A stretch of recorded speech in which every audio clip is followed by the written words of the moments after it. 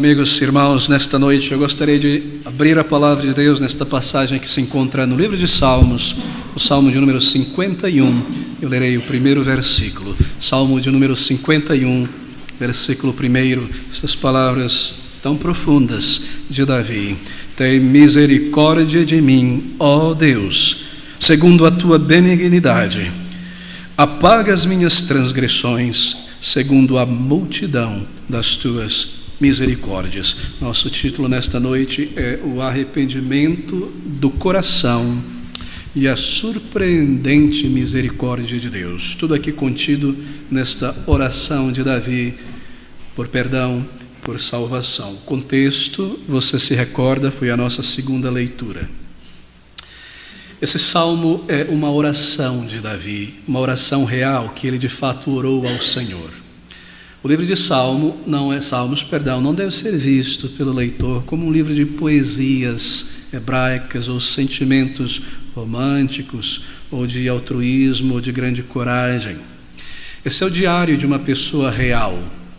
Esse é o diário de Davi em sua maior parte, e embora muitos destes salmos foram escritos para serem cantados no templo em Jerusalém, eles são expressões de experiência real de Davi com Deus. E aqui no Salmo 51 em particular, essa é uma oração que Davi fez ao Senhor em um determinado momento. O que está registrado aqui é a oração de uma alma que sente e reconhece a culpa de seus pecados e professa uma confissão genuína de arrependimento diante do seu Senhor.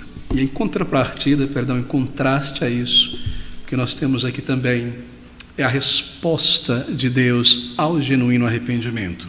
E queridos amigos, aqui neste salmo, e nós já lidamos com ele tantas vezes, porque é tão maravilhoso, é tão claro no auxílio para aqueles que buscam o perdão e a salvação de Deus. Porque nós temos aqui o caso de uma pessoa real, seu arrependimento, a graça de Deus, do perdão e a nova vida. Eu gostaria de seguir aqui, versículo por versículo, observando as lições que o Espírito colocou para nós neste Salmo de número 51. Bem, Davi busca o Senhor aqui. E há uma palavra bastante única, grandiosa aqui neste Salmo, que é repetida mais de duas vezes, não só aqui, mas em outros salmos também. É uma palavra única porque é difícil encontrar um sinônimo para ela. É a palavra misericórdia.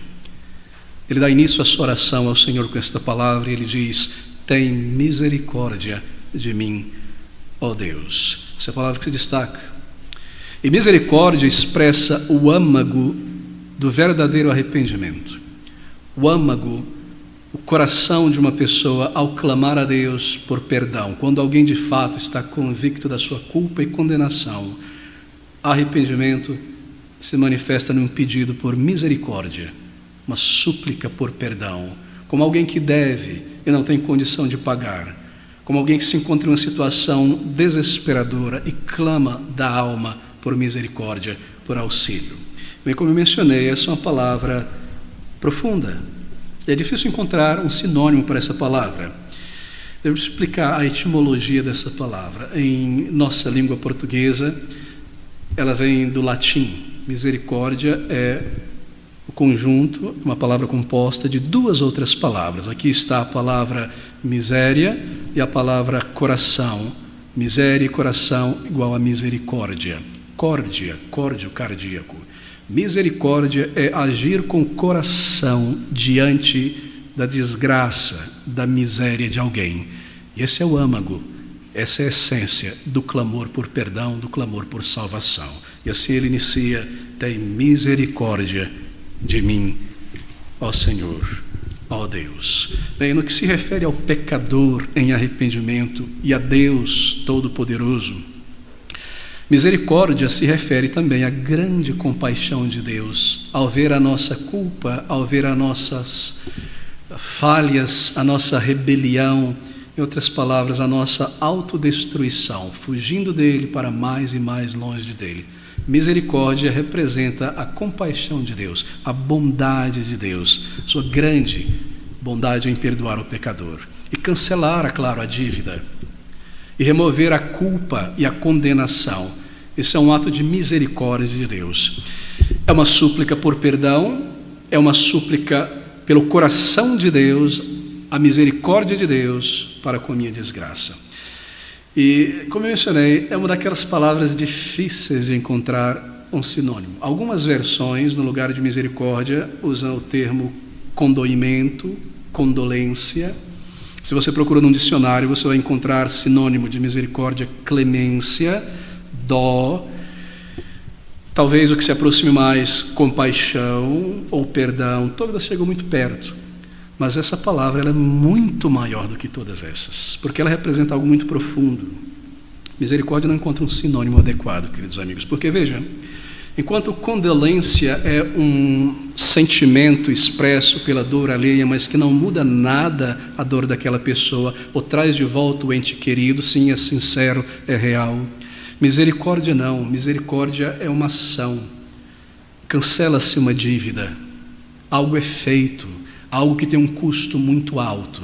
Assim é difícil trazer um sinônimo para a palavra misericórdia em língua portuguesa.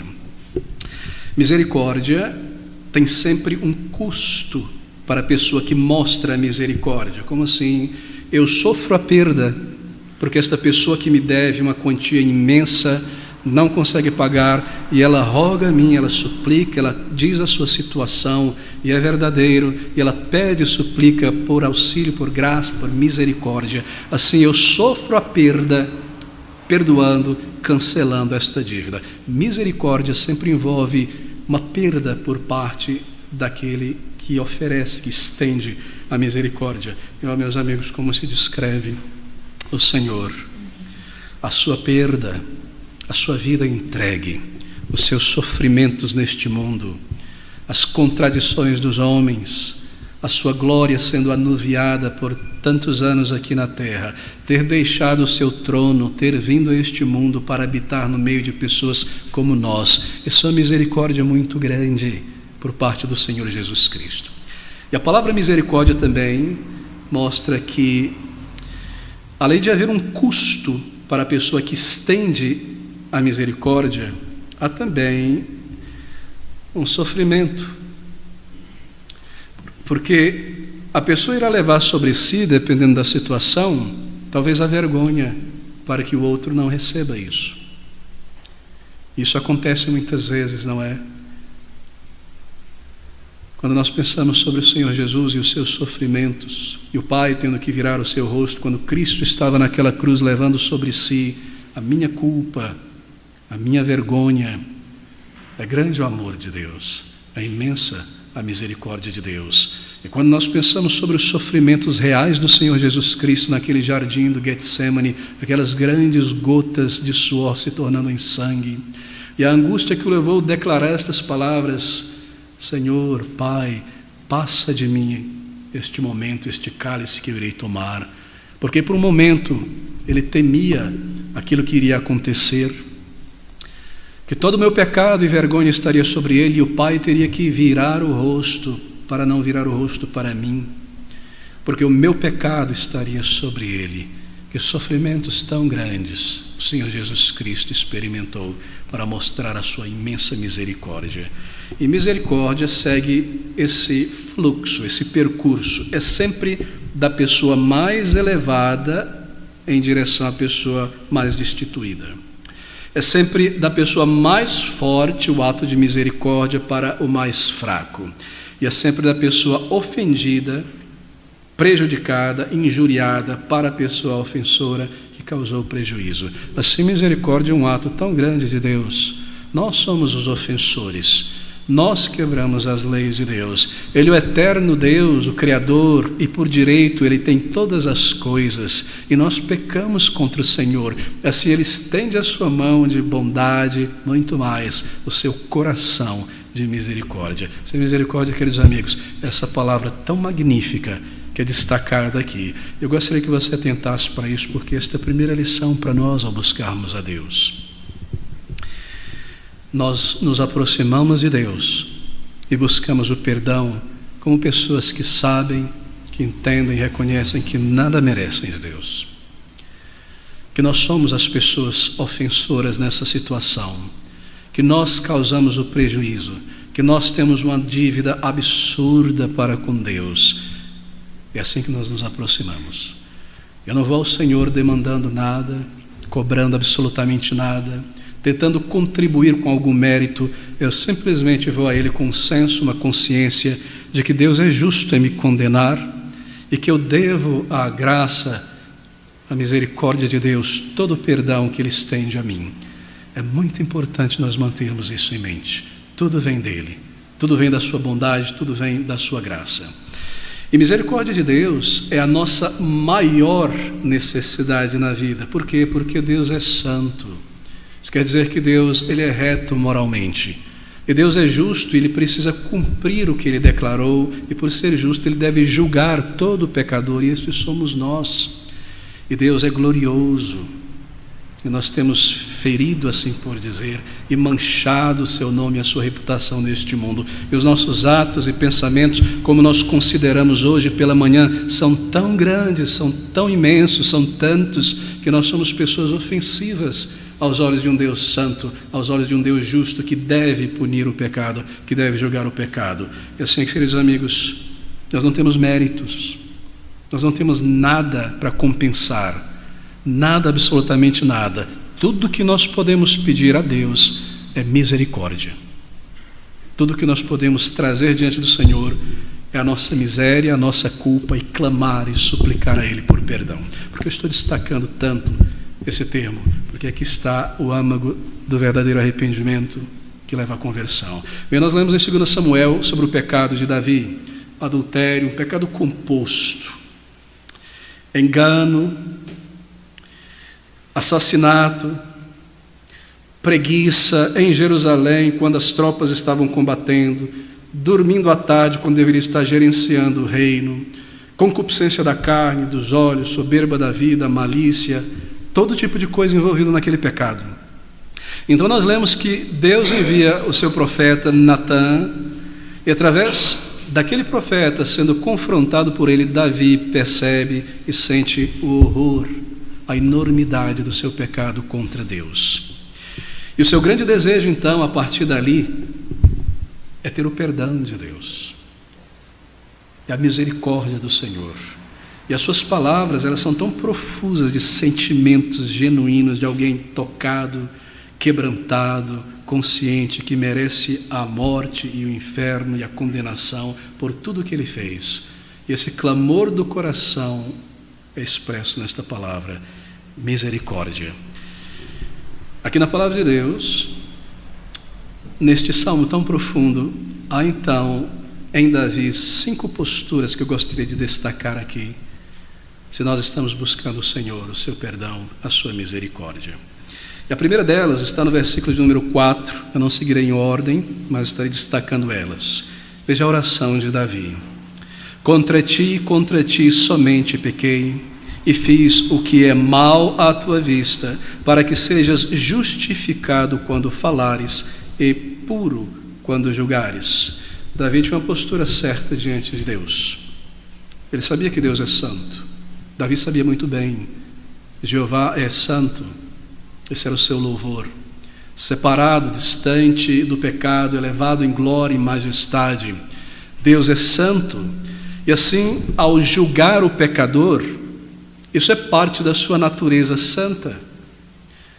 Ele deve julgar e deve punir e deve condenar. E Davi sabia muito bem disso.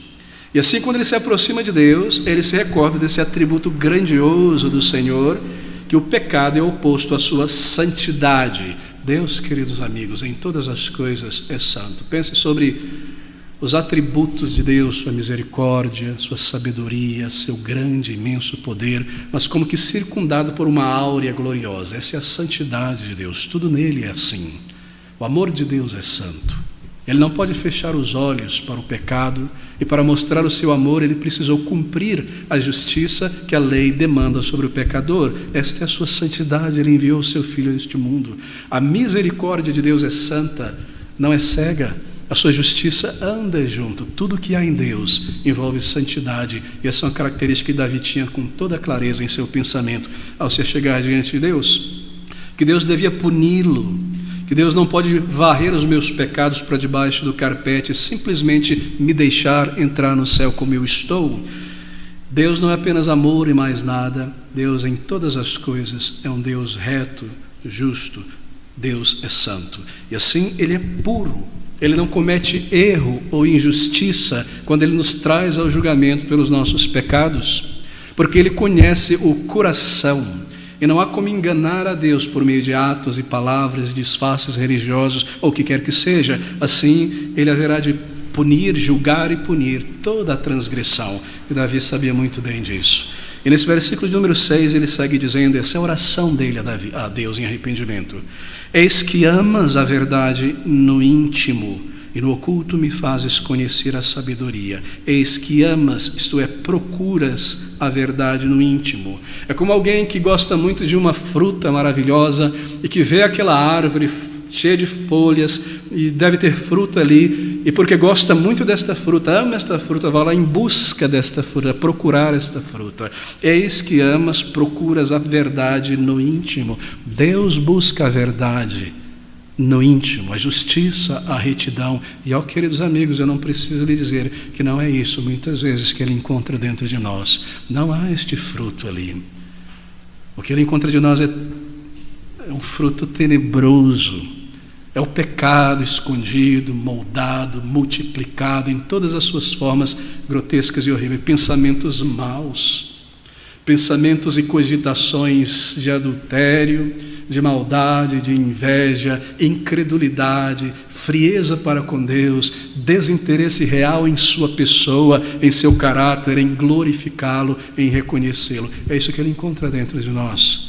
Porque nós somos pecadores. Ele busca, procura a pureza. E Davi está dizendo aqui, e reconhecendo aqui, que um verdadeiro arrependimento não é questão de meras palavras, de simplesmente repetir algumas coisas.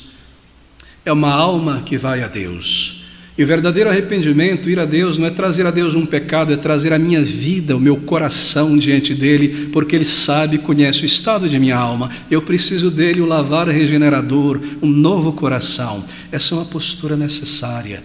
Deus é santo e justo em condenar. Deus conhece o coração. Ele não se impressiona com as palavras. Ele sabe o que está dentro de nós. E nisso há algo muito maravilhoso quando você pensa a respeito. Porque se você conhece a si mesmo, e nós conhecemos as nossas falhas, como pode Deus ver através de nós todas estas coisas e ainda assim chamar ao arrependimento? É maravilhosa a misericórdia de Deus. Ele busca a pureza no íntimo, e a nossa condição espiritual diante de Deus é esta: um coração mau, tanto orgulho, tanta cobiça, tantos pensamentos tortos muitas vezes, e essas coisas continuam dentro de nós e permeando como uma gordura todas essas coisas, o nosso orgulho, o nosso cinismo, esta barreira do orgulho que não quer ouvir, que não quer receber estas palavras. É terrível, queridos amigos, o nosso estado. E assim somos nós diante de Deus, e assim Deus é justo em julgar, porque Ele busca a pureza, uma religião verdadeira no íntimo, e o que nós oferecemos a Deus: religião de lábios, terços e campanhas e rezas e passes, enquanto o nosso coração permanece no pecado, e a nossa alma poluída, e nós estamos distantes de Deus. Davi reconheceu isso. Ele reconheceu isso com todo o seu coração, toda a sua imoralidade, toda a sua mentira. Ele não ocultou estas coisas, ele derramou o seu coração. E essa postura que marca o arrependimento de Davi, ele reconhece os seus pecados com toda a franqueza. E no versículo 4 ele diz novamente, seguindo a sua oração: contra ti somente pequei e fiz o que é mal à tua vista. Ele está dizendo aqui: Senhor, quando eu adulterei com aquela mulher de Urias, eu fiz isto foi mal e eu fiz isto à tua vista. O Senhor estava ali naquele quarto, porque o Senhor é onisciente, conhece todas as coisas. Quando eu menti, criei uma maneira de enganar Joabe, fazer com que ele fosse para sua casa, para que ele achasse que aquele filho era dele, o Senhor viu tudo isso. E quando eu o embriaguei esperando que ele fosse para casa e ele não foi, o Senhor viu. E quando eu mandei que ele fosse morto, um soldado do teu exército, o Senhor viu todas as coisas. Contra ti, Senhor, pequei, fiz o que é mal à tua vista. Essa é a terceira postura. Eu reconheço que Deus viu tudo. Eu não encubro mais nada. O meu pecado foi contra ele. E no versículo 5 ele diz: eis que em iniquidade fui formado. Sabe o que é isso? Eis que em iniquidade eu fui formado, e em pecado me concebeu minha mãe. Ele não está dizendo que ele nasceu de um relacionamento adúltero, alguma coisa do tipo. Ele quer dizer que ele nasceu, foi concebido, veio a este mundo já como um pecador. E o que ele está fazendo aqui é derramando o seu coração diante de Deus. Ele não está trazendo apenas o pecado que ele cometeu. Ele reconhece a sua pecaminosidade. Senhor, eu desde a infância sou inclinado ao pecado. Desde que eu me entendo por gente. Não foi ontem, hoje, porque eu estou cheio de riqueza e de poder que eu fui tentado por estas coisas. Eu nasci um pecador. E eu trago em mim a essência do que é o pecado. De meus pais, Adão e Eva, e como membro dessa raça humana, o que eu sou? Eu sou um pecador. E como seu filho Salomão irá declarar, irá nascer um menino, uma criança, não precisa saber mais nada, já sabe o que é, um novo pecador vem ao mundo. Isso é o que nos caracteriza, e ele reconhece isso. Ele diz: ó Senhor, eu sou bom, eu sou justo, mas eu errei, eu escorreguei nisso. Não, Senhor, eu sou um pecador. E desde que eu me entendo por gente, eu tenho pecado nestas coisas. Eu tenho pensado nestas coisas, pensamentos maus, cogitações torpes. 1 ano atrás, 2 anos, 5 anos, 10 anos, até hoje eu continuo revendo estas mesmas novelas imorais, violentas em minha cabeça, como uma vale a pena ver de novo contínuo. Eu vivo nisso, eu sou um pecador, Senhor. Eu reconheço, meu Deus, eu nasci em pecado. E o fato de eu ter errado desta maneira não é porque eu sou falho e eu peco, é porque eu sou pecador, e assim eu falho, eu quebro as tuas leis. Tem misericórdia de mim, ó Senhor. E essa é a postura de Davi, então, diante do Senhor. Eis que iniquidade foi formada. Eu preciso reconhecer, quando eu busco o perdão de Deus, que não é questão de pecados externos, não é questão do ser, da fonte, do que está errado dentro de nós. Um novo coração deve ser buscado. Somente isso, menos do que isso, não é o suficiente. Um conserto aqui, uma melhora ali, menos um vício acolá, não é o suficiente. A casa está por pedaços, tem que ser demolida. A rachadura na fundação, não é como apenas trocar uma janela, colocar um grampo na rachadura, ela deve ser demolida. Eu sou um pecador, Senhor. Eu preciso de uma nova vida. Eu tenho vivido assim, eu tenho agido assim. Tem misericórdia de mim. Perdoa as minhas transgressões. Então ele diz neste versículo, por fim: Deus, ao olhar para dentro de mim, versículo 6, procura a verdade. Aqui está Davi reconhecendo os seus pecados no coração. E ele reconhece que Deus é justo, se ele irá mandá-lo para a condenação eterna. Ele não nega isso. Queridos amigos, uma dificuldade que tenho observado, que foi também o meu caso ao buscar o Senhor quando eu estava clamando a Ele por perdão, e tenho observado em muitas pessoas que vêm contar e compartilhar a dificuldade que também teve ao buscar o Senhor, é que muitas vezes nós buscamos a Deus pela salvação, pelo céu, mas nós não estamos envergonhados de nossos pecados. E assim Deus não ouve a nossa oração, não recebe o nosso arrependimento, não nos dá uma resposta de perdão e paz. Algumas pessoas clamam a Deus porque estão com medo do inferno e do julgamento de Deus, mas não estão envergonhados da sua pecaminosidade. Assim, se o nosso arrependimento não é completo, não é real, e eu não percebo que eu pequei contra Deus, e eu clamo a Ele por misericórdia, querido amigo, não haverá perdão. Não haverá, isso é tão simples de compreender.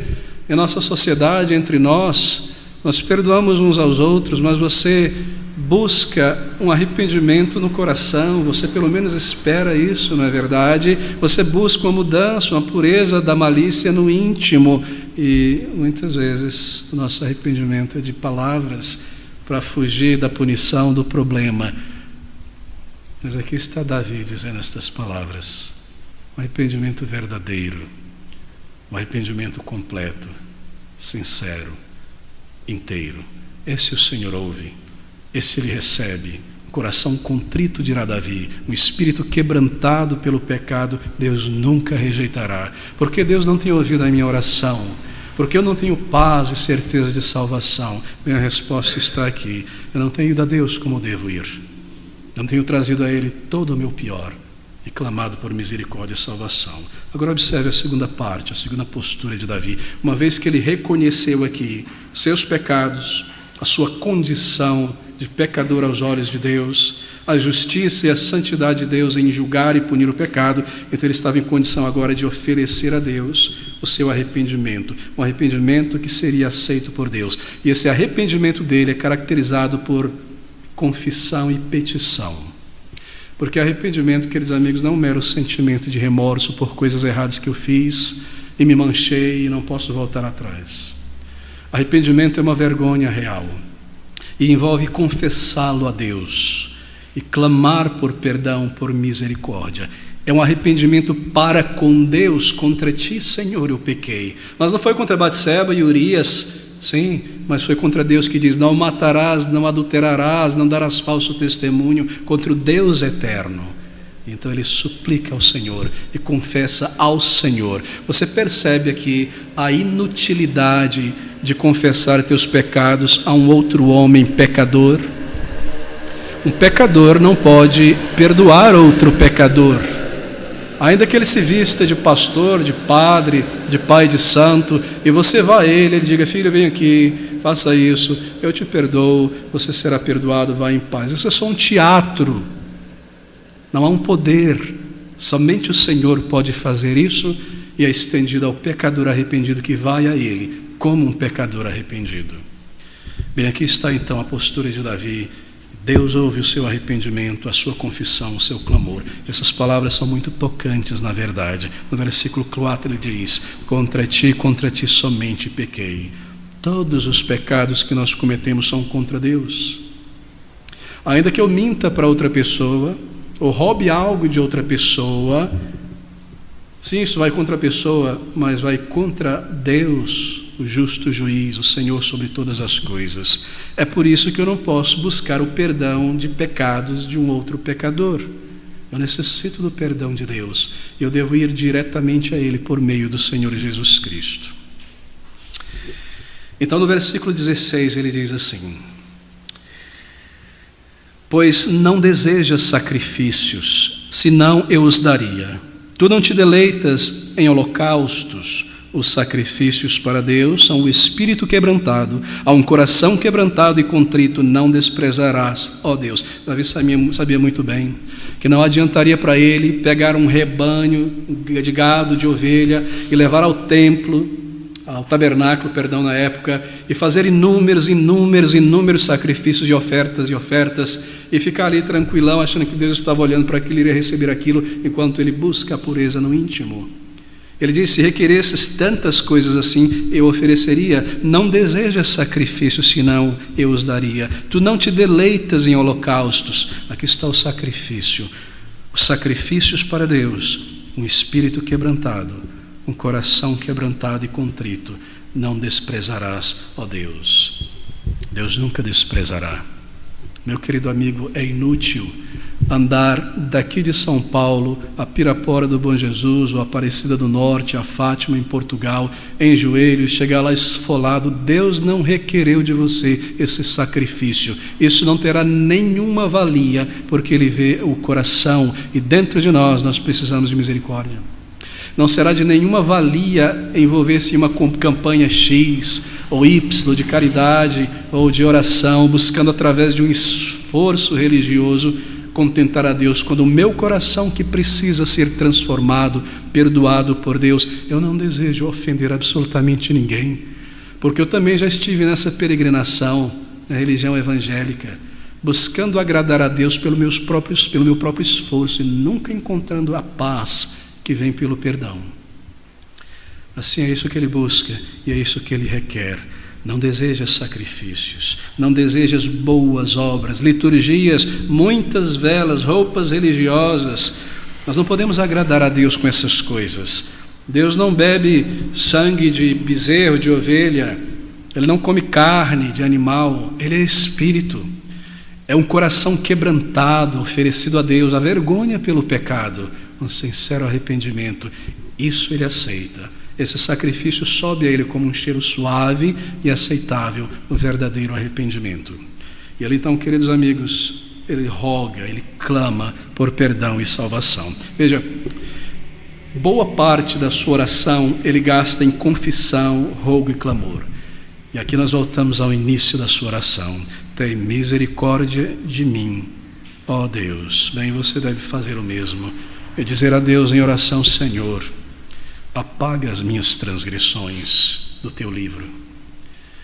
Ainda que eu parasse de pecar hoje, eu tenho essa montanha de pecados acumulados e o Senhor é justo em me punir, em me julgar. Apaga as minhas transgressões.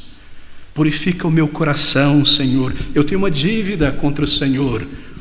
Quantos pecados, oh meu Deus, eu não consigo pagar, mesmo que entregue a minha vida como um sacrifício, não seria aceitável, porque é um coração contaminado aqui. Apaga então, cancela, tem misericórdia de mim, diz Davi. As minhas mentiras, apaga, Senhor. Perdoa os meus pecados, lança-os fora. Faz de mim um filho de Deus, uma filha de Deus pela primeira vez, pois eu sinto e sei que ainda não sou. Tira as algemas de mim, do pecado que me domina. Me ajuda, Senhor, do fundo desse poço, tem misericórdia de mim, salva a minha alma. E ele diz no versículo 2, então, apaga o registro do pecado pelo qual eu serei julgado. Lava-me completamente da minha iniquidade. Versículo 1, apaga as minhas transgressões. Versículo 2, lava-me completamente da minha iniquidade e purifica-me do meu pecado. E no versículo 7 ao versículo 11 ele repete: purifica-me com ensopo e ficarei puro, lava-me e ficarei mais branco do que a neve. Ele está falando sobre o seu coração, a sua alma. Faze-me ouvir o júbilo e a alegria, para que gozem os ossos que tu quebraste. Esconde a tua face dos meus pecados e apaga todas as minhas iniquidades. E cria em mim, ó Deus, um coração puro e renova em mim um espírito reto. Não me lances fora da tua presença, não retires de mim o teu Espírito Santo. Davi sabia que seu pecado não poderia ser facilmente removido. E aqui ele usa termos que mostram isso, a sua consciência de que pecado não é algo simples, que pecado é algo indelével na alma, é uma mancha que não adianta lavar, ela não sai, é na nossa alma. Davi entendia muito bem, e a consciência da sua pecaminosidade, a consciência da sua mancha de caráter, leva ele então a rogar por um lavar regenerador do coração. Observe os termos que ele usa aqui. Ele diz no versículo 2: lava-me completamente, por inteiro, Senhor. Perdoa-me, faz de mim uma nova pessoa. Cada parte de mim está manchada pelo pecado, as minhas memórias são terríveis, meus sentimentos, meus pensamentos, as minhas buscas tão egoístas. Tudo em mim, Senhor, tem a mancha do pecado. Não é só aquele pecado que eu cometo X ou Y. Lava-me completamente, eu reconheço a minha pecaminosidade. E ele diz: purifica-me do meu pecado, Senhor. Tira, porque está apodrecendo em mim. E meu caráter só piora a cada dia. E eu estou agora fétido diante do Senhor. Purifica, mata, arranca estas coisas. Como uma pessoa que não toma banho um dia e no dia seguinte, e os meus pecados se acumulam em mim, e eu não busco o perdão de Deus, eles se acumulam diante dos olhos de Deus. Senhor, eu estou apodrecendo, eu sou um pecador, me perdoa. Essa é a linguagem do arrependimento. Ele diz: purifica-me também. Então no versículo 7, purifica-me com isopo. Isopo é uma planta, isopo é a lavanda, aquela lavanda que nós vemos por aí, que crescia em paredes entre pedras e era utilizado para uma lavagem mais profunda de tecidos. Ele diz: ó Senhor, eu preciso de um lavar regenerador na alma, eu preciso de um novo coração inteiro, eu preciso de uma nova natureza. Lava-me por inteiro. Usa soda cáustica, assim por dizer. O meu pecado não sai, E eu tenho tentado, eu tenho buscado melhorar e buscado ir à igreja, e ele não sai de mim. E a culpa do meu pecado permanece em minha mente, em minha consciência. E às vezes eu estou tranquilo e de repente aquela voz na consciência me acusando de meus pecados. E essas coisas me perseguem. E eu preciso encher a mente, a cabeça de entretenimento para não parar e lembrar destas coisas. Me ajuda, Senhor. Remove por completo. É assim que Deus remove. Quando Ele perdoa o pecado cometido, então Ele remove a culpa. A culpa é o produto do pecado. A culpa é a mancha que o pecado deixou. A culpa é o boletim de ocorrência do crime que foi registrado. Quando o crime é julgado, o boletim é cancelado. Quando o pecado é pago e perdoado, a culpa na alma é removida. E eu sei que Ele me perdoou. Eu sei que Ele me purificou. Assim Ele roga por perdão, profundo perdão.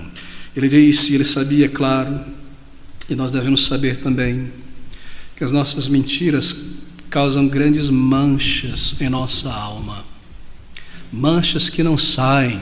Uma mancha de piche de um asfalto recém-feito, que você passa ali, prega no pneu, no teu pé, no que quer que seja, e você não consegue arrancar isso.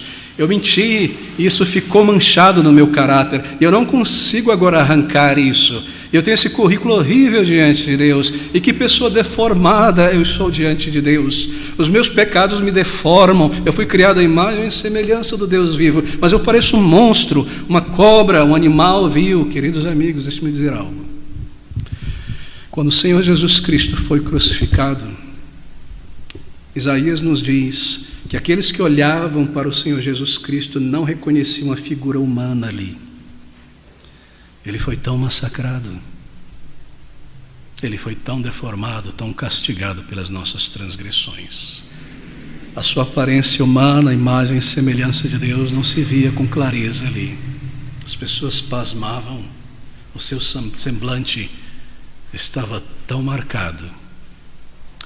E isso representa também, queridos amigos, além do sofrimento de Cristo, o que os nossos pecados causam em nós, e que Cristo precisou sofrer e levar sobre si toda a nossa deformidade, toda a nossa mancha, e Deus virar as suas narinas, assim por dizer, e não contemplar aquilo, porque Ele estava levando o nosso pecado, se eu busco como um verdadeiro pecador em arrependimento. Esse é o clamor de Davi: apaga, Senhor, as minhas transgressões, apaga, Senhor, o meu orgulho enraizado no coração. Eu não consigo remover, por mais que eu tente, a culpa permanece em mim. Remove pelo teu perdão, lava-me completamente, purifica-me do meu pecado, purifica-me com esopo.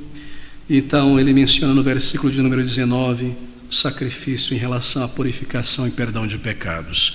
Então te agradarás dos sacrifícios de justiça, dos holocaustos, das ofertas queimadas, então se oferecerão novilhos sobre o teu altar. Bem, ele sabia que seus pecados não poderiam ser literalmente apagados pelo sangue de animais, pelo lavar cerimonial, físico. Aquelas coisas eram simbólicas. Ele sabia que aqueles sacrifícios solenes apontavam lá para frente por um sacrifício muito maior, o sacrifício do Senhor Jesus Cristo. É claro que ele sabia, como pastor, aqui são séculos e séculos antes da vinda de Cristo, porque ele aprendeu na palavra de Deus. Em Gênesis, a promessa de Cristo que viria. E se você se recorda no Salmo de número 22, como ele fala sobre isso profeticamente, sobre a morte do Salvador, abra comigo. E ele coloca em suas palavras, as palavras de Cristo ali na cruz. E ele diz: Deus meu, por que me desamparaste? Por que te alongas do meu auxílio e das palavras do meu bramido? Deus meu, eu clamo de dia e tu não me ouves, de noite e não tenho sossego. E aqui você tem tantos elementos da morte do Senhor. Versículo 7, todos os que me veem zombam de mim, estendem os lábios, meneiam a cabeça, dizendo: confiou no Senhor que o livre-o, pois nele tem prazer. Não é ele o Filho de Deus? Que Deus o livre. Vamos ver.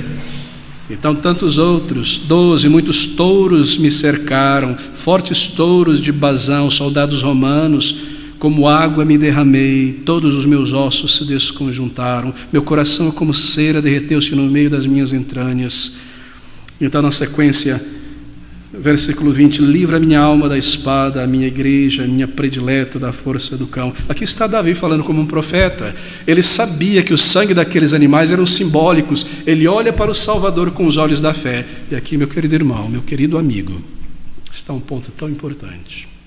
Nós vamos a Deus em arrependimento, mas o nosso pedir, o nosso clamar, o nosso confessar está fundamentado no que Jesus Cristo fez. Ele não me perdoaria, Deus não me perdoaria, Deus não me salvaria se o Senhor Jesus Cristo não tivesse vindo a este mundo, se o Senhor Jesus Cristo não tivesse sofrido daquela maneira, derramado o seu sangue para o perdão, não haveria salvação. E assim ele olha para o Salvador. E quando eu vou a Deus em arrependimento, eu devo clamar a Ele, firmado em Cristo, nos méritos dEle, e dizer a Deus como você crê no Salvador, e que o que Ele fez naquela cruz é suficiente para te perdoar. Você vai em arrependimento, em confissão, e você vai com fé no Senhor Jesus Cristo, e você diz ao Senhor como você crê nele, e como você depende de Cristo somente, para o perdão, para a salvação da tua alma. É assim, é isso que Davi faz. Ele olha para o Salvador e ele clama para ser purificado de verdade. Mas como pode, pastor? Cristo só vem 1000 anos depois, mais de 1000 anos depois, bem mais. Como ele está olhando para o Salvador, aqui está a chave, guarde ela. Nós olhamos para Cristo com os olhos da fé, crendo nele, que o que ele realizou naquela cruz há 2000 anos e mais atrás é eficaz, é suficiente para me perdoar diante de Deus hoje, quando eu ofereço a Deus o meu arrependimento. Davi olhou para frente e foi a Deus nesta fé, crendo no Messias que viria para pagar em seu lugar.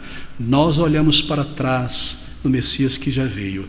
Todos nos encontramos na pessoa de Cristo, naquela cruz, o centro da história do universo, o Salvador, Cristo, que veio a esse mundo em corpo e natureza humana para ser como um sacrifício no lugar de um pecador, sofrer, pagar, viver uma vida perfeita que eu nunca conseguirei viver pelo meu esforço, assim pelos méritos dele, através dele, eu vou a Deus com meu arrependimento e ele me aceita porque Cristo pagou em meu lugar. É assim, queridos amigos.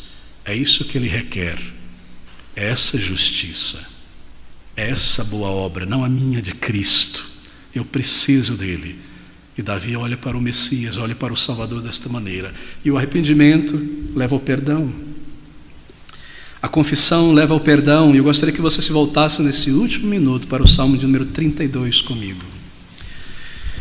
Observe a alegria desse salmista. Perdoado, clamou ao Senhor e Deus o ouviu, e ele diz no Salmo 32, feliz, bem-aventurado aquele cuja transgressão é perdoada e cujo pecado é coberto. Feliz. O que aconteceu com essa pessoa? Ela parecia uma pessoa, um criminoso, um fugitivo, uma pessoa tão vil, e ela disse que estava buscando a Deus, ele disse que clamou ao Senhor. De repente há uma nova pessoa, uma pessoa diferente, aquela pessoa abatida, depressiva. Algo mudou.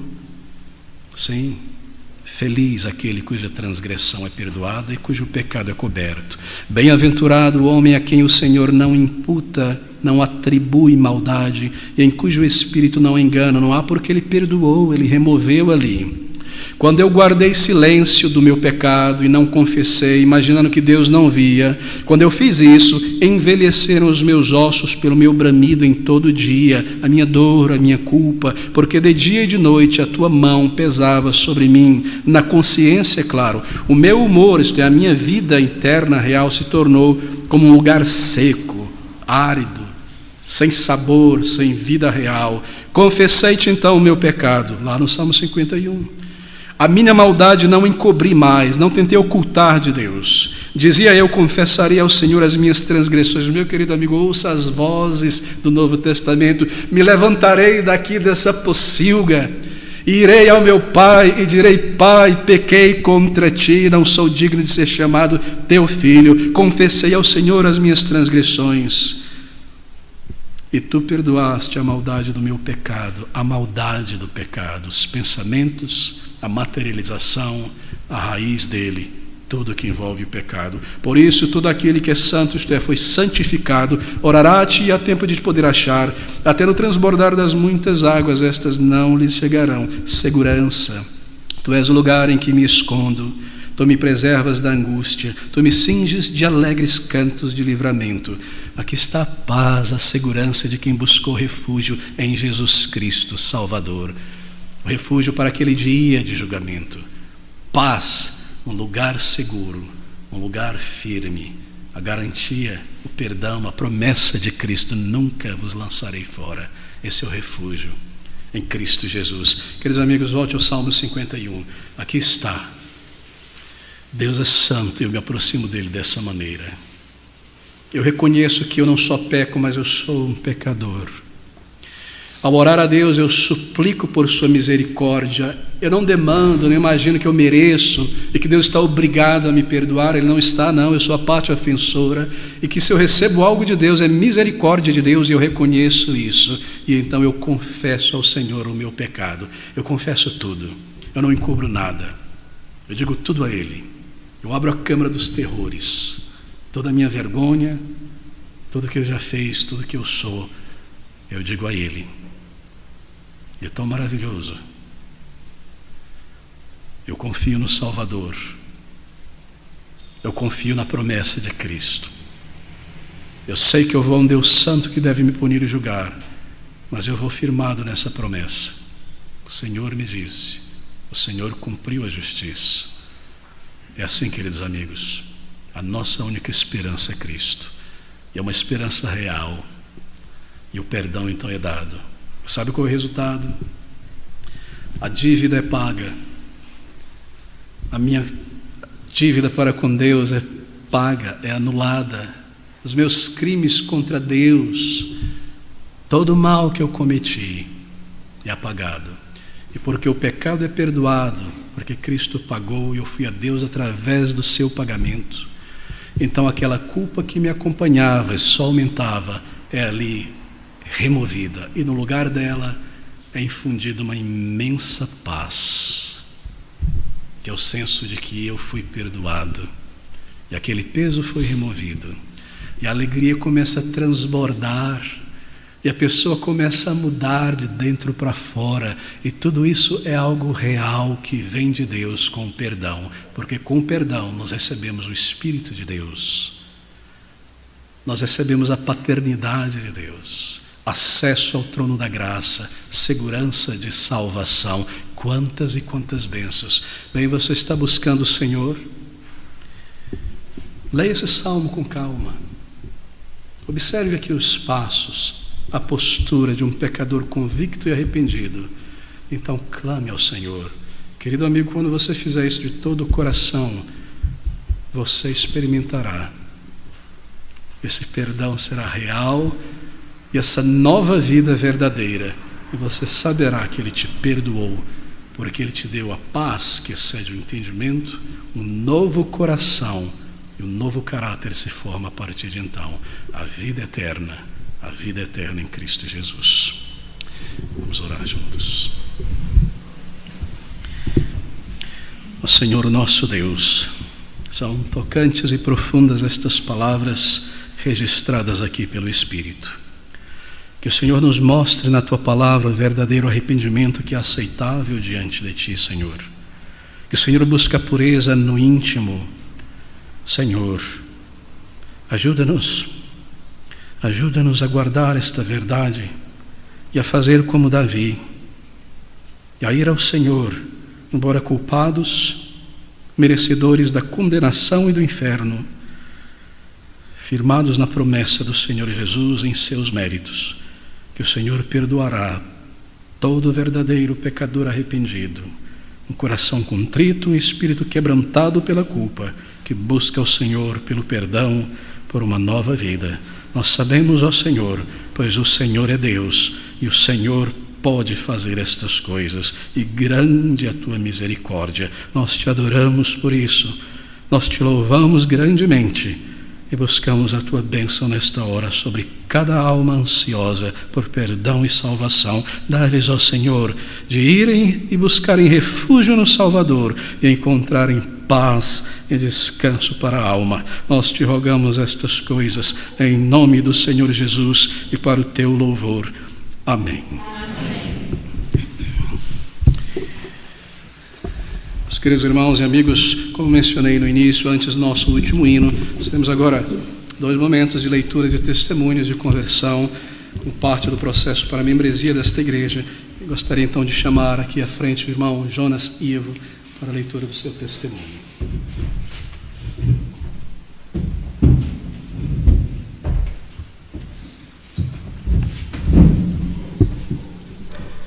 Meu nome é Jonas Padilha Ivo, tenho 41 anos e fui salvo pelo Senhor e Salvador Jesus Cristo com 14 para 15 anos de idade. E para aqueles que possam achar que pela pouca idade que tinha quando o Senhor me salvou, que eu praticamente nem experimentei do pecado, como dizem muitos, quero então contar o meu testemunho. Sou de uma família que conheceu e se manteve por um bom tempo de minha vida na superfície do cristianismo. Meu avô, por parte de mãe, que pouco conheci, foi um cristão que transmitiu a fé aos filhos e filhas. Por meio da minha mãe, meu pai também se associou ao evangelicalismo. Meus pais, numa altura da vida, vieram para São Paulo e se uniram à Igreja Metodista de São Bernardo do Campo, onde permaneceram por um bom tempo, e foi onde vivi parte de minha infância. Porém, devido à minha pouca idade, não absorvi nada daquela época, embora tendo participado da escola dominical e das atividades próprias para as crianças. Passado algum tempo, aquele evangelicalismo social não mais os alimentava. Meu pai então saiu da igreja. Assim, cada um de nós foi viver a vida ordinária fora da igreja por alguns anos. Passado um período, minha mãe conheceu as igrejas pentecostais, passou a congregar em uma onde seria efetivamente salva, e meu pai seguia acompanhando-a. Eu, por minha vez, segui vivendo como uma típica criança de meu tempo. Fui fazendo amigos, brincando e passando muito tempo na rua.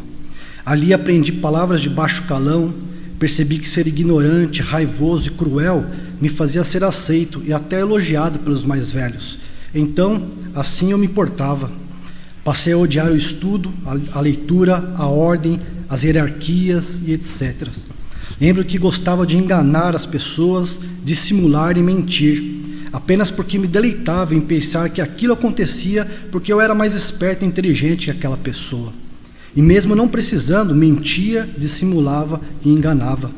Isso era tão forte em mim que, num dado momento, perto de minha casa, um grupo de senhoras bem anciãs abriram um bazar beneficente. Como era bem pequeno, nem sabia o que era isso. Mas ela vendia linhas para soltar pipa. Então, meu irmão e eu íamos lá, diversas vezes, fingindo comprar algo bem barato para enganá-las e furtar diversos carretéis de linhas. Saíamos alegres, dando risada, porque havíamos feito de bobos aquelas senhorinhas. E eu tinha menos de 9 anos de idade. Passado então algum tempo, um grupo de colegas que era da mesma idade que eu e que crescera juntamente comigo, fomos formando uma grande turma. Fazíamos muitas coisas, mas como toda criança de minha época, jogar futebol era o ponto alto e era isso que fazíamos mais. Jogo após jogos não faltavam palavreados sujos, violência e muita imoralidade. Não me lembro de ter aprendido ou descoberto algum pecado depois de mais velho que não tenha aprendido na infância. Talvez me aprofundado em algum deles, com certeza, mas descoberto novos, não. Desde o início todos eles estavam lá, o pecado, digo, em nós, naquelas criancinhas de 7 a 10 anos de idade. O futebol começou a ser proeminente em minha vida. Passava pelo menos de 8 a 12 horas em quadras, ruas e qualquer lugar onde pudesse jogar futebol. Com o tempo, fui me destacando por jogar muito bem com aquela pouca idade. Passei a jogar com pessoas mais velhas e ainda assim me destacava. Como isso alimentava o meu orgulho, me fez amar excessivamente jogar futebol e literalmente fazer isso o tempo todo. Com isso ficamos muito conhecidos nas quadras de futebol da região. Um dado momento, tomamos um pátio para fazer dali nosso local de encontro para jogos. Era o que fazíamos fielmente todos os domingos. Não tinha família nem nada que me impedia de estar ali, todo domingo. Isso tornou-se conhecido e gente de vários lugares passaram a ir para lá jogar conosco.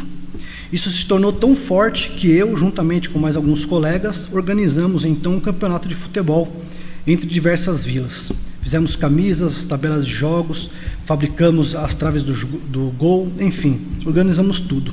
Então iniciamos o nosso campeonato e o primeiro jogo era com o meu time. Estando então jogando, eis que na esquina daquele pátio aconteceu algo inusitado. Surge a minha mãe e no meio daquele pessoal todo ela me chamou e disse: Jonas, termina logo aí, que hoje você vai para a igreja. Foi minha mãe que me falou, mas a ordem veio de Deus direto ao meu coração. Sem saber o porquê, sem raciocinar, sem pensar os prós e contras, nem nada disso, eu esperei a bola sair e disse: pessoal, preciso ir embora, e dei as costas. Todos ficaram esbasbacados com aquela atitude. Soube depois, pois naquela hora foi como se não existisse ninguém ali. Apenas virei as costas e saí. Lembro-me que caminhando para casa, que uma disputa de poderes ocorria em meu ser. Meu ego gritava diversos questionamentos por uma certa vergonha de estar indo à igreja, no que os meus amigos iam pensar de mim, de deixar os jogos e tudo mais. Contudo, em nenhum momento consegui hesitar, e a vontade de ir à igreja, sem saber porquê, ia dirigindo meus passos. Então fui com minha família à igreja. Naquela época, praticamente só havia igreja pentecostal.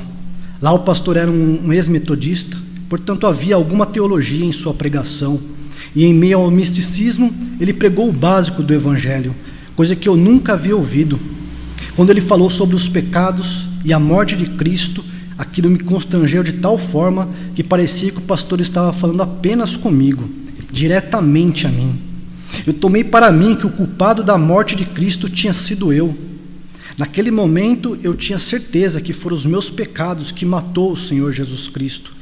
Comecei a reconhecer que todos os meus pensamentos e práticas, ou seja, todo o meu ser até aquele momento era totalmente contrário às leis de Deus, desobedecendo-as cada uma delas, e que por esse motivo Cristo havia sofrido a morte de cruz. Conforme a pregação se desenrolava, o pastor falou do amor de Deus pelo pecador, e que a cruz não era apenas um lugar onde meus pecados estavam sendo pagos, mas também que aquilo era que Deus amou o mundo de tal maneira que tinha dado o seu Filho ao mundo, para todo aquele que nele crer não pereça, mas tenha a vida eterna. João 3,16. Um texto que aquele pastor repetia muitas vezes ao longo da pregação. Um misto de vexame com tristeza por ofender um Deus de amor imensurável invadia o meu coração conforme a pregação seguia. Já no final, aquele pastor, como bem pentecostal que é, fez o apelo para quem queria aceitar a Jesus. Porém, como o lugar estava lotado, eu não consegui chamar as pessoas à frente para levantar as mãos e aceitar a Jesus, como é de costume deles. Assim, ele disse que deveríamos, em nossos lugares mesmo, acompanhá-lo em oração para orar a Deus e pedir perdão e se reconciliar. Eu não tive dúvidas, nem hesitei, porém não acompanhei aquela vazia oração do pastor, mas me pus eu mesmo a orar a Deus para botar para fora a agonia que estava sentindo. Imbuído por vexame e tristeza, clamei por perdão dos meus pecados, reconhecendo com raiva cada um deles, citando-os conforme me lembrava, seguido de diversos pedidos de perdoe meu Pai, perdoe-me meu Deus, apelando ao amor que ele dizia ter neste versículo de João 3,16.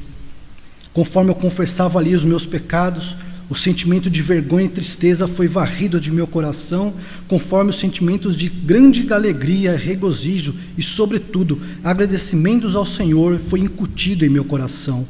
Eu tinha certeza que o Senhor havia me ouvido e perdoado, pois essa era a sua promessa, essa era a sua obra na cruz, e eu havia me aferrado pela fé a essa promessa. Logo, minhas palavras foram substituídas de uma lista de pecado para uma lista de louvores e adoração e gratidão a Deus que tinha me perdoado. No dia seguinte eu era outra pessoa, tudo estava estranho, tudo novo. Minha consciência estava leve, meus desejos e objetivos tornaram-se outros. A boca suja foi limpa instantaneamente. A mentira passou a ser asquerosa ao meu coração. A bondade, a postura reverente, formal, a educação e respeito, tudo que aprendi a odiar, tornaram-se belos aos meus olhos. Nasceu uma vontade de não fazer coisas erradas, nem mesmo as pequenas coisas, e quando as fazia, na mesma hora, minha consciência, que até então esteve dormente, foi desperta e passou a me acusar dos pecados que cometia. Então, em vergonha, me dirigi ao Pai pedindo perdão e a mudança de caráter. Mesmo pouco conhecendo a Cristo, Ele passou a ser real para mim, passei a amá-lo e queria ter mais dele e conhecê-lo. Eu não entendia nada do que estava acontecendo teologicamente falando, as coisas estavam apenas acontecendo comigo. Não havia ensino algum sobre doutrina da salvação, soteriologia, ordens salutis, nem nada disso. Contudo, passei por cada fase que hoje conhecemos teologicamente. O desejo de estar na igreja com os desconhecidos irmãos crescia em meu coração, pois ia apenas aos domingos. Em poucas semanas passei a ir aos demais cultos que acontecia de terça a domingo. Não satisfeito, decidi por mim mesmo ir à igreja e ajudar na manutenção do prédio. Não demorou muito e eu estava indo todos os dias depois da escola trabalhar por minha conta e sem ninguém pedir como ajudante de manutenção. Também passei a fazer parte do grupo de música. 8 meses depois de salvo, pedi para ser batizado. Pouco depois, ingressei no seminário bíblico da igreja. Mas esse ativismo todo era apenas a forma de tentar saciar a fome que tinha de conhecer a Deus, já que no meio pentecostal não há o alimento espiritual da palavra, substituía-se então por atividades. O rompimento com a velha vida foi tão forte que voltei apenas uma vez aos jogos, desde quando havia deixado aquele jogo para ir à igreja com minha mãe, e foi a última vez. Ali soube que não voltaria mais. Nunca mais voltei naquele lugar, nunca mais falei com meus colegas, nem menos dei uma volta no quarteirão de casa por um período de 2 anos, pois eu queria ir da escola para a igreja e vice-versa. 2 anos depois, falei com alguns deles que estavam perplexos de como eu, que amava jogar futebol e estar com eles, havia abandonado tudo. Acontecia que diante do que ganhei em Cristo, para mim aquilo era irrisório, como coisa sem valor algum. Já instituído numa igreja pentecostal que caminhava a passos largos no aprofundamento do misticismo, junto com inúmeras doutrinas falsas, minha vida espiritual lá foi trôpega e seguiu bem lentamente. Não demorou para eu viver uma vida religiosa fria, com pouco vigor divino. Os pecados da hipocrisia, autocomiseração e orgulho iam se multiplicando dentro de mim. Em suma, foi assim dos meus 15 aos 21 anos.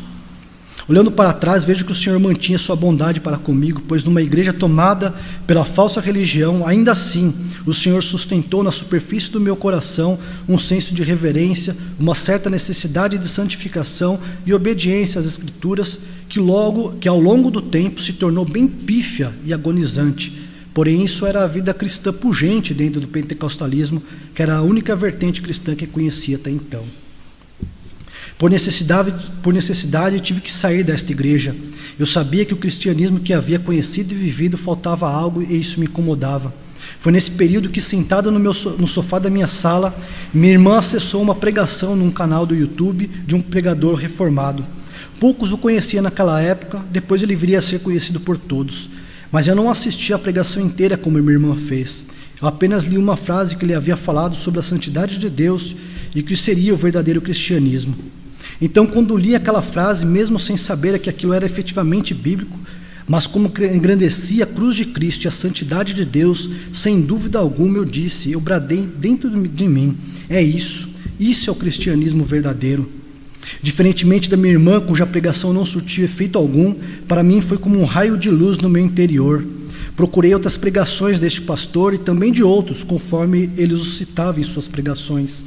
Assim, conhecia os puritanos e me deparei com as doutrinas da graça. Isso foi traumático, foi tão forte que, se fosse possível, teria sido uma segunda conversão. Conheci um Deus totalmente diferente. Sua santidade, justiça, amor, sua misericórdia e graça passou a ser real e terrível para mim. Fiquei extasiado, todo trêmulo, com um temor reverente acerca do Deus Pai, Filho e Espírito Santo. Era como se eu pudesse ver os seus olhos de reprovação fitos em mim, vendo a minha miséria e pecado. Os meus pecados começaram a ser expurgados novamente e o arrependimento profundo aconteceu pela vida que eu vinha vivendo de hipocrisia, oferecendo cultos e orações ofensivas a Deus por meio da promoção de músicas vergonhosas do evangelicalismo gospel. Foi um período de grande consternação, pois estava estupefato por ter vivido tanto tempo de um cristianismo anêmico e inútil no meio pentecostal. Deus estava me tirando das margens do cristianismo para ir para o centro de sua vontade. Isso foi um processo de 5 a 6 anos, mais ou menos, até eu sair da última igreja pentecostal que eu colocaria a meus pés. Saí sabendo o que procurar, muito regozijante, fui em busca de uma igreja bíblica. Essa alegria se tornou decepção após 2 anos, visitando igrejas e coisas parecidas, onde nenhuma atendia ao mínimo dos quesitos bíblicos que me animasse a associar-me. Ao final desses 2 anos, estava desesperado por lugar em que o pregador ao menos pregasse alguma passagem do Novo Testamento, o que não aconteceu nesse tempo todo. Então decidi desistir de procurar e me associei à igreja menos pior.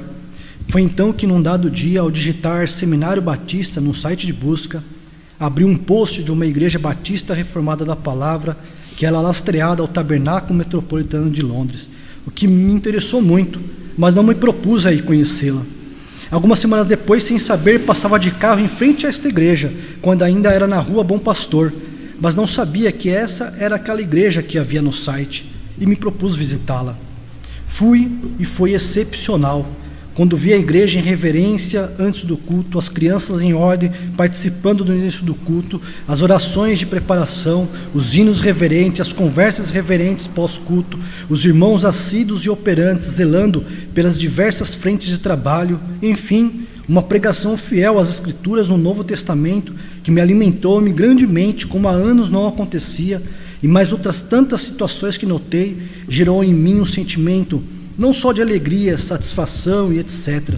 O maior sentimento foi o de paz e descanso para o meu coração e mente, como se eu estivesse chego em minha casa depois de uma grande e cansativa viagem e deitado em minha cama, como se eu houvesse trabalhado muito e então chegado ao meu sofá para descanso.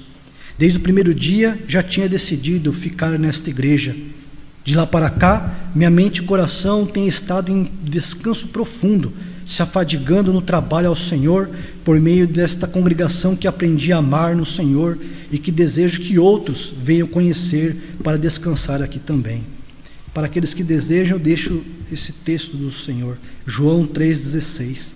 Porque Deus amou o mundo de tal maneira que deu seu Filho unigênito, para que todo aquele que nele crê não pereça, mas tenha a vida eterna. Glórias ao Senhor. Chamo aqui à frente a irmã Vanderlúcia Lavor.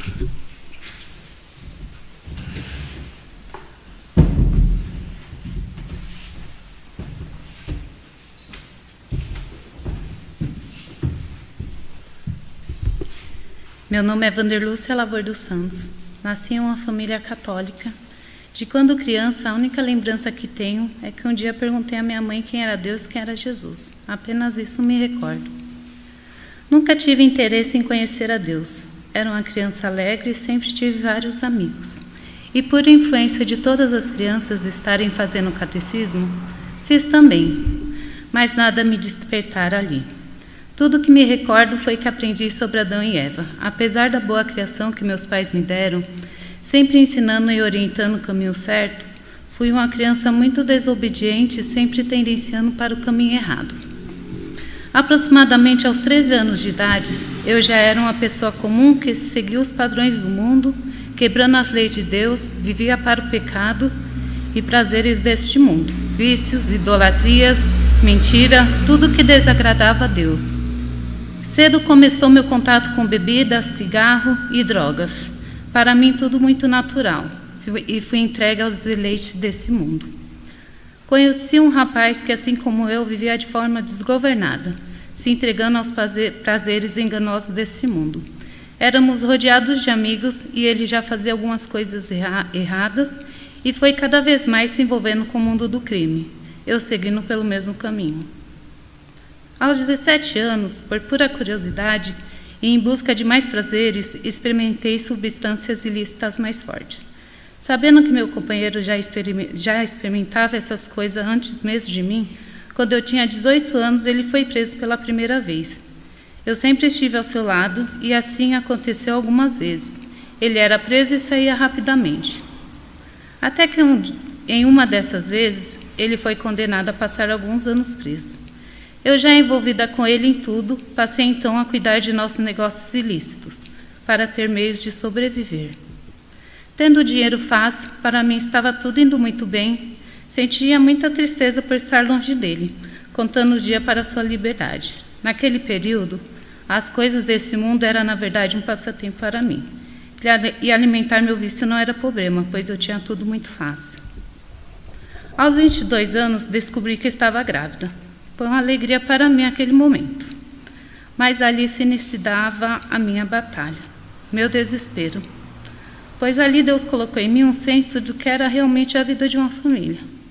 Eu precisava, agora mais do que tudo, cuidar da minha família, pois um amor tão grande estava sendo gerado dentro de mim. Naquele mesmo tempo, eu me via perdida, pois antes eu achava que quando quisesse parar de fazer aquelas coisas horríveis, eu conseguiria por minhas próprias forças. Foi quando eu acordei e me deparei no maior desespero da minha vida. Eu não conseguia me livrar daquele vício maldito. Descobri que não teria força e o vício me dominava. Eu havia perdido o controle de minha vida. Eu era um ser horrível, seria a pior das mães. Percebi o lixo humano que tinha me tornado. O ser mais repugnante que existia. Eu não teria condições decentes de cuidar de meu bebê. Ali, em grande desespero, fiz minha primeira oração sincera a Deus. Clamei por sua ajuda. Eu entregava minha filha aos seus cuidados, pois sozinho eu não teria condições alguma de cuidar dela. Triste estado que cheguei, o vício me dominava. Estava dando muito desgosto ao meu pai, e uma péssima filha eu era. Foram eles que sempre me ajudaram e estenderam a mão quando mais precisei. Passada a gestação, quando Deus, em sua infinita graça e misericórdia, cuidou de tudo e trouxe minha filha a este mundo perfeito aos seus olhos. Porém, eu continuava sem força, cada vez pior, e continuava na mesma vida. Meus pais foram fundamentais nesse período, pois eles sempre me ajudaram a cuidar da minha pequena. Quando minha filha tinha 3 anos, meu companheiro, já aproximadamente 6 anos preso, eu que nunca faltara nenhuma visita, fiz de tudo para que nada lhe faltasse, estive sempre ao seu lado, recebo a alegre notícia que ele fora solto. Fiquei tão feliz, pois esse homem era tudo para mim. Era a pessoa que eu tinha escolhido para estar ao meu lado. Muitas vezes ele fazia juras que iria mudar de vida e cuidar da nossa família. Não sabia se acreditava nele ou não, mas estava fazendo minha parte. Todavia, o que estava difícil só iria piorar mais. Ele, dominado pelos vícios das drogas e agora dos jogos de azar também, sempre saía e passava dias fora de casa, e eu, angustiava, acabava indo para a rua também, e fazendo coisas horríveis. Meu sonho de conquistar minha família estava distante. Eu já me via numa situação tão degradante que não queria mais viver.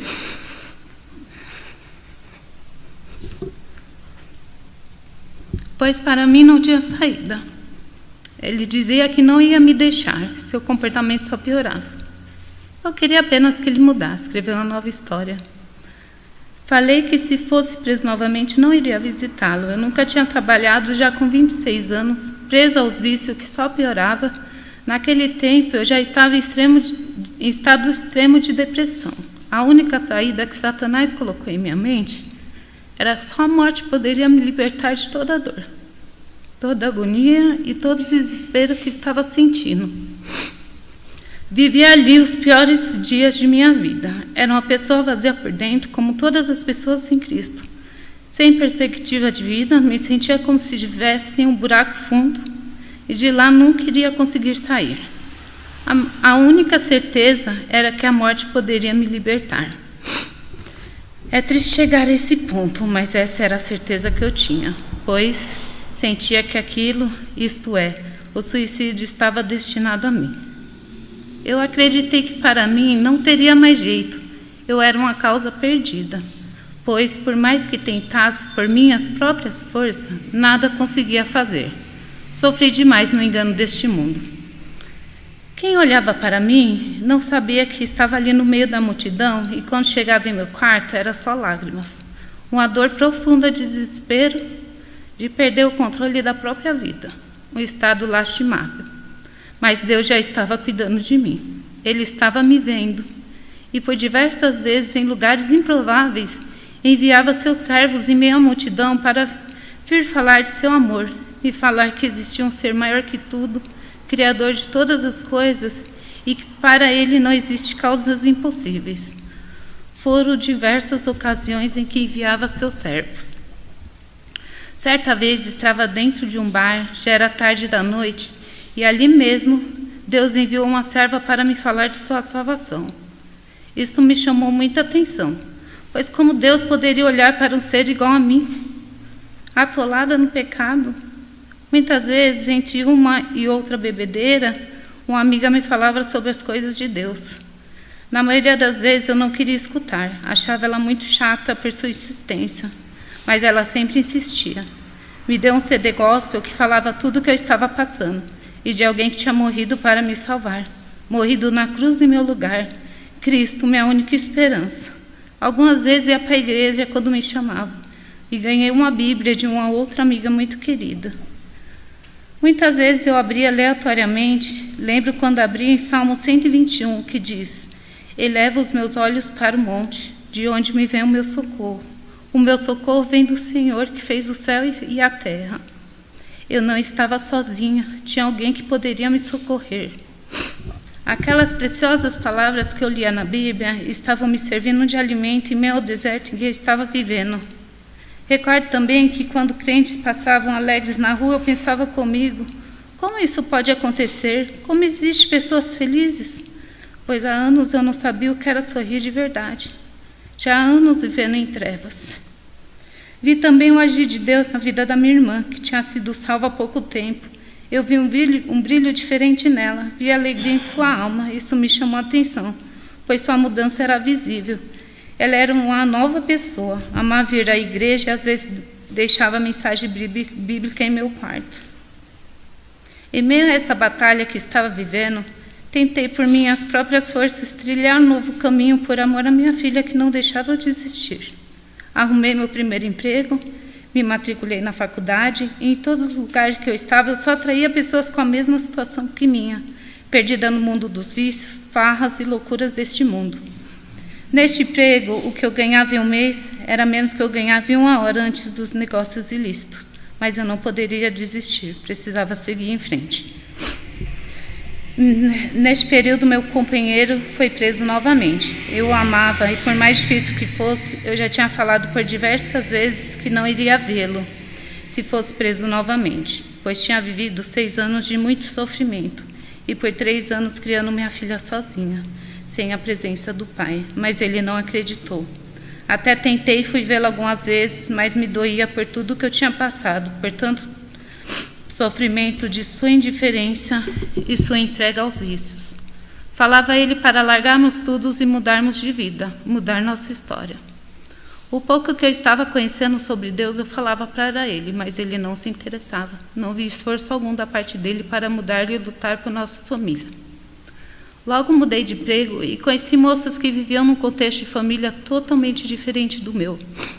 Eram pessoas comuns, mas caminhavam junto com suas famílias. E eu percebi que o que eu vivia não era real, era doentio. Aquilo que eu vivia estava longe de ser uma família. Então um dia eu fui vê-lo, decidida, eu não queria mais viver daquela situação. E sei que se eu continuasse com ele daquele jeito, minha vida iria permanecer da mesma forma. Então, em uma última tentativa, perguntei para ele se ele ia pelo menos tentar mudar de vida. Chamei para irmos para a igreja para buscarmos ajuda, pois se ele pelo menos tentasse, estava disposta a ajudá-lo.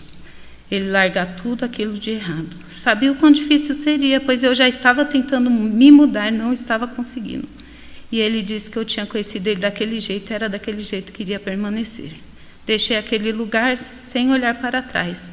Apenas lágrimas escorriam do meu rosto, pois ali naquele dia meu sonho era encerrado, mais um grande sofrimento.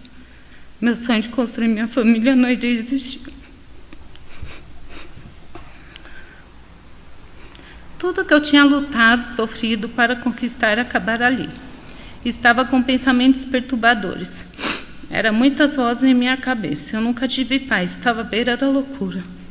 E todo aquele vício que eu tinha era como um anestésico para fugir de tudo, se esconder da realidade.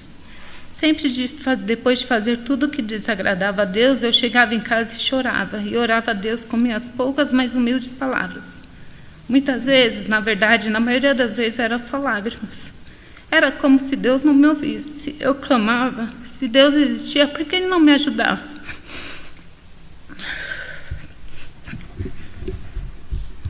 Era muito angustiante o que estava vivendo. A única coisa que passava pela minha mente era uma forma rápida de ceifar minha vida e acabar com toda aquela dor. Eu estava totalmente confusa, passou-se muito tempo e eu sempre na mesma situação, andando perdida, tentando achar o caminho que me levaria a Deus. O que mais almejava era encontrar com aquele que me daria a vida, o meu Criador, o único que poderia me dar salvação, minha perfeita esperança.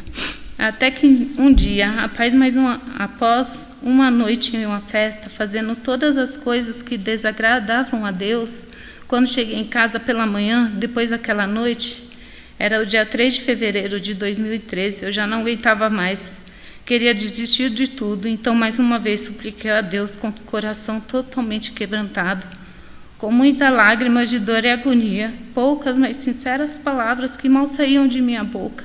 Clamei novamente ao Senhor por ajuda, e aquele foi o melhor momento de minha vida, e jamais me esquecerei aquele dia. Lembro perfeitamente como o Senhor ouviu meu clamor. Minha oração chegou aos seus ouvidos, foi inexplicável. Ele estava me ouvindo, então as vozes cessaram em minha mente e em paz adormeci. Como mencionei anteriormente, sempre me convidavam para ir à igrejas, e já tinha combinado alguns dias antes ir na igreja com uma amiga naquele dia à noite. Quando cheguei no culto, o inimaginável aconteceu. Enquanto o pregador lia estas palavras que estavam em Jeremias 25, de 3 a 5, desde o ano 13 de Josias, filho de Amon, rei de Judá, até o dia de hoje, período de 23 anos, tem vindo a mim a palavra do Senhor, e vô-la tenho anunciado, madrugando e falando, mas vós não o escutaste. Também vos enviou o Senhor todos os seus servos e profetas, madrugando e enviando-os, mas vós não o escutaste, nem inclinastes o ouvido para ouvir. Quando dizia, convertei-vos agora, cada um do seu mau caminho e da maldade das suas ações, e habitai na terra que o Senhor vos deu, e a vossos pais para sempre. Naquele momento, as escamas caíram de meus olhos. Foi como se um filme passasse em minha mente com tudo aquilo que eu tinha feito. Ali na igreja, eu clamei a Deus e pedi perdão a Ele por todos os meus pecados, por todo o mal cometido, por toda a vida desperdiçada longe de meu Senhor, sem merecimento algum, a pior das pecadoras. Foi apenas pela sua graça e misericórdia minha vida.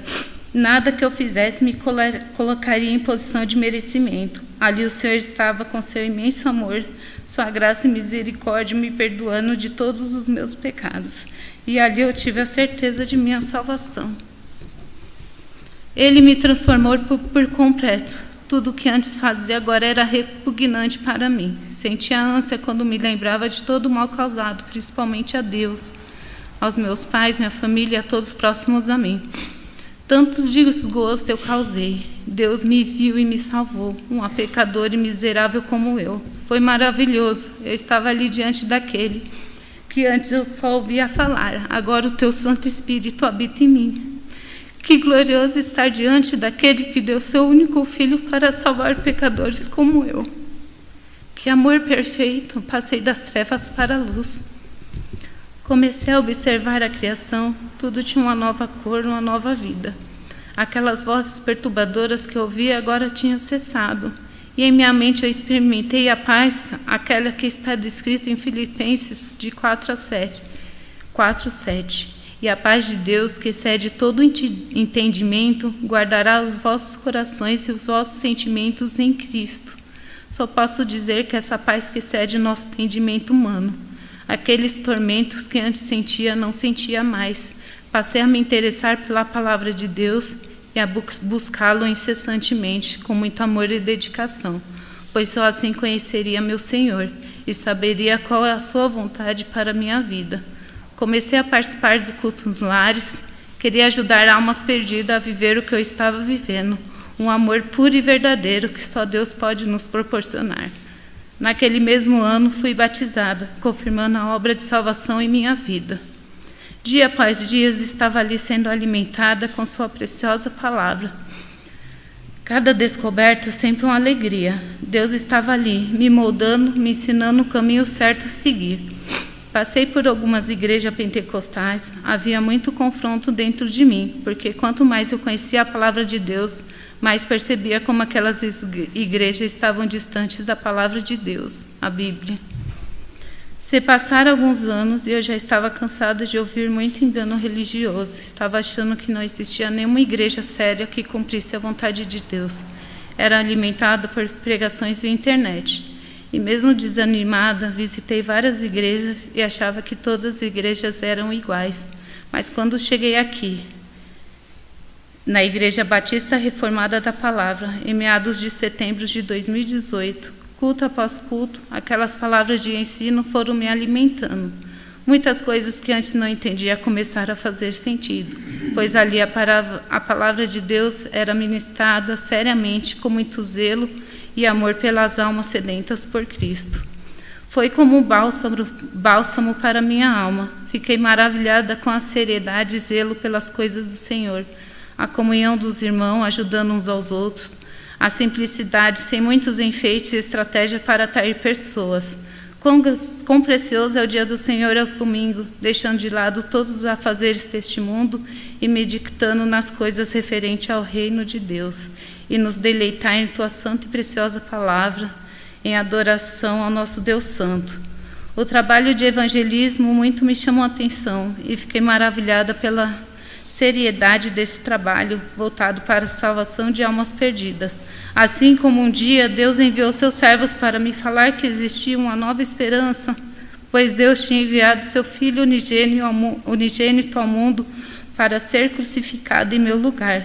Eu poderia ali, com aqueles irmãos e irmãs, anunciar a sua salvação para todas as almas perdidas, para que todo aquele que nele crê não pereça, mas tenha a vida eterna, em uma igreja bíblica que cumpre o ídolo do Senhor. Isaías 55, 6 e 7. Buscar ao Senhor enquanto se pode achar, invocai-o enquanto está perto. Deixe o ímpio o seu mau caminho, e o homem maligno os seus pensamentos, e se converta ao Senhor, que se compadecerá dele. Torne para o nosso Deus, porque Ele é grandioso em perdoar.